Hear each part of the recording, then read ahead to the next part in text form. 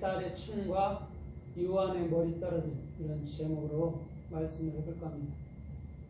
이곳에서도 복음이 귀하게 들어가 있죠. 그죠? 단순히 요한의 머리가 떨어졌다 이런 것보다는 요한이는 율법의 대표로 왔고 그 율법은 반드시 칼의 십자가에 떨어져야 된다라고 얘기해 주는 거예요. 근데 헤로디아의 딸의 여러분 춤 안에서 떨어져 버리는 거예요. 그럼 이 춤이 무엇일까? 춤은 라카드거든요. 라카드, 로시, 코프, 달렛이에요. 로시가 나오면 항상 뭐가 나온다 했죠? 로시가 나오면 베레시트, 태초에, 그죠? 태초에부터 아버지가 나온다 했잖아요, 그죠? 레시는 아버지예요. 태초의 아버지인데 그 레시로 말미암아 우리들에게 소망이 되고 또한 진리를 완벽하게 열어주는 거예요. 그게 춤이에요. 그러면 이 춤이라는 것은 그리스도를 말하는 것이죠, 그죠? 그리스도를 말하는데 요한의 머리인 율법은 반드시 그 춤 안에서 떨어져야 되는 것이에요. 그 얘기를 지금 하고 있는 거예요. 그러면 오늘 지금 이 상황에서 보면 지금 세례 요한이 그 헤롯 왕을 책망하거든요. 왜 책망하냐면 헤롯 대왕의 동생 빌립의 아내인 헤로디아를 빌립이 죽고 나니까 자기가 취했어요. 취했단 말이에요. 그걸 그 세례 요한이 잘못됐다, 왕이야 잘못했다 하니까 그것을 어떻게 죽일까 하는데 그 세례 요한을 죽이는 곳에 헤로디아와 헤로디아 딸이 동원되는 거예요. 교회가 동원되는 거예요. 지금 그 얘기란 말이에요. 그러면 오늘 율법은 정죄직분이라 했잖아요. 그죠? 지적하는 거예요. 죄를 지적하니까 그것으로 인해서 세례 요한이 예수님이 십자가에 죽게 되더라는 것이죠. 그 다음에 이제는 라카드라는 그리스도의 머리, 복음이 흘러가게 되는 말씀을 하고 있는 거예요. 그러니까 춤이라는 것은요 굉장히 좋은 거예요. 그러면 오늘 이 라카드, 춤이 또 성경에서 또 어떻게 쓰였나 우리가 좀 살펴보도록 하겠습니다. 출애굽기 15장 20절에 보면 이스라엘 백성들이 홍해를 건너고 난 이후에 광야에서 모세와 아론과 미리암들이 나와 등장하잖아요. 그죠? 그곳에서 하나님께서 지금까지 하신 일을 지금 춤을 추며 노래를 하거든요. 그때 그 미리암이 소고를 들고 춤을 추니까 모든 여인들이 같이 춤을 추더라 이렇게 얘기를 하고 있어요. 그게 라카드예요. 그건 무엇이냐면 오늘 율법에 대해서 이제는 내가 죽었구나. 이제는 내가 죄에 대해서 죽었구나. 이제는 내 옛세상은 애굽에 대해서 죽었구나. 다시는 그곳으로 살고 싶지 않다라는 것이 춤이라는 것이죠. 그때에 우리 주님께서는 이스라엘 백성들을 통해서 영광이 됐다라고 분명히 얘기해 주는 거예요. 다시 말하면 이런 거예요. 내가 사는 것이 연단이 있고 훈련이 있고 고난이 있고 역경이 있다 해도 이것이 하나님께로부터 왔다 하면 그것을 기쁘게 가질 수 있는 것이고요. 그걸 기쁘게 받게 된다면 주께서 그걸 또 기뻐하신다라는 거예요. 그걸 모르고 원망하는 것보다는 알아서 감사할 때 그것을 주님께서 기뻐한다라고 얘기해 주는 거예요. 그래서 이스라엘 백성들이 광야에서 춤을 추었다라고 얘기를 해 주는 거예요. 오늘 그리스도가 머리가 된 자만이 춤을 출 줄 믿습니다. 어렵고 힘들어도 주님께서 내 마음 베레시트 속에 태초에 머리 되어 주시니까 우리가 기뻐하며 감사할 수 있는 거라는 거예요.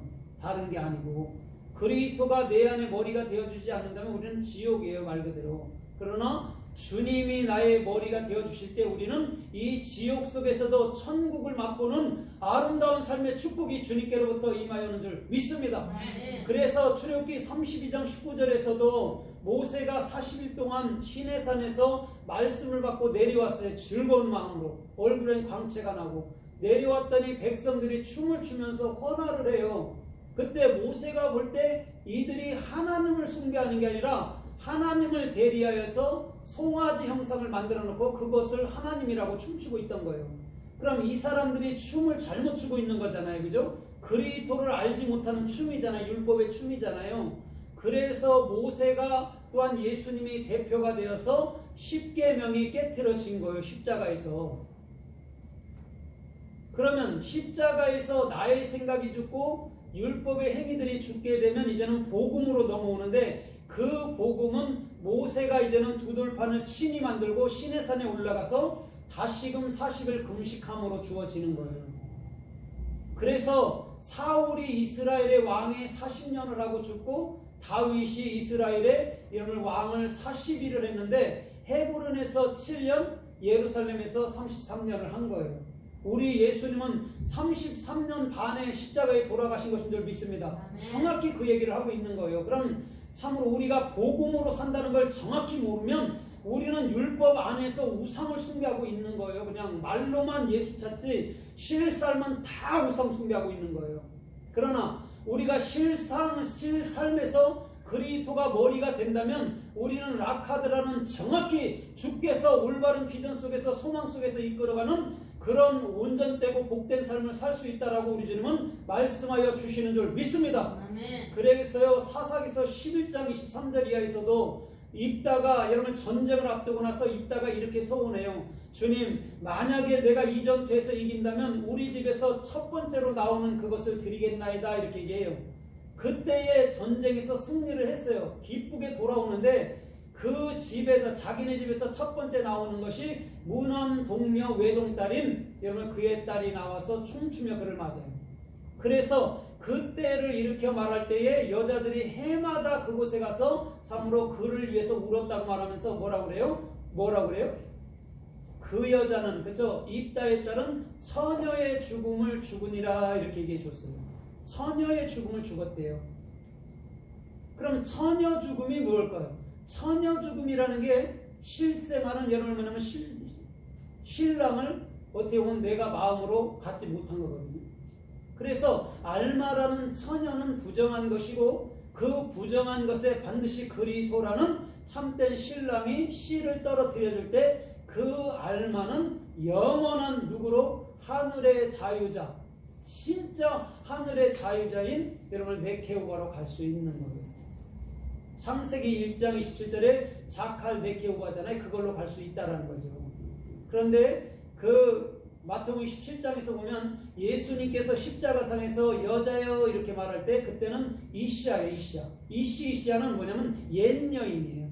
그래서 이시아라고 불러주면서 십자가에서 함께 죽는 거예요. 마리아하고.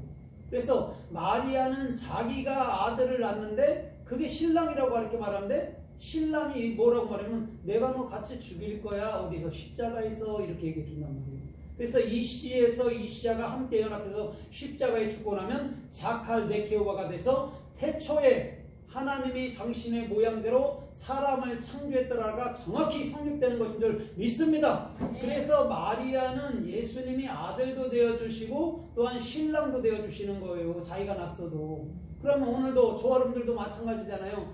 이시아라는 내 생각으로는 반드시 죽어야 되는 거구나. 그 다음에 저 자칼 메케오바라는 그리스도의 신부로 영원히 우리가 솟아올라야 되는구나를 정확히 여러분들함으로 우리 마음속으로 다 할 때 주께서 원하는 참된 축복 속에서 저와 여러분들의 삶은 살 수 있을 줄 믿습니다. 아멘. 그래서 입다의 서원은 반드시 주님이 취하시고 그 처녀의 죽음은 예수님의 죽으심으로 모든 것을 대표해 주시는 것인 줄 믿습니다.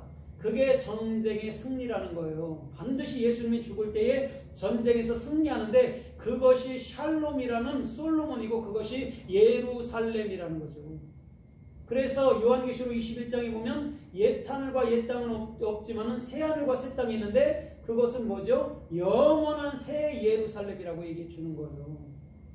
오늘 우리 주님께서 십자가의 죽음으로 우리가 전쟁에서 승리한 것인 줄 믿습니다. 그러므로 우리는 새 예루살렘 안에서 지금 살고 있는 거라고요.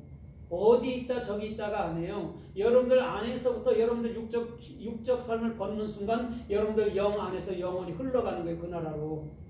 그러니까 저 나라가 있다라고 생각하면 안 돼. 지금 그 나라가 와갖고 내 육신의 생명이 죽으면 영의 생명으로 흘러간다라고 분명히 저와 여러분들의 중심이 알아야 된다는 거죠. 그러면 어떤 이단들에게도 절대 넘어가지 않을 줄 믿습니다. 아멘. 날짜를 예언하던 주님이 여기 있다 저기 있다든 절대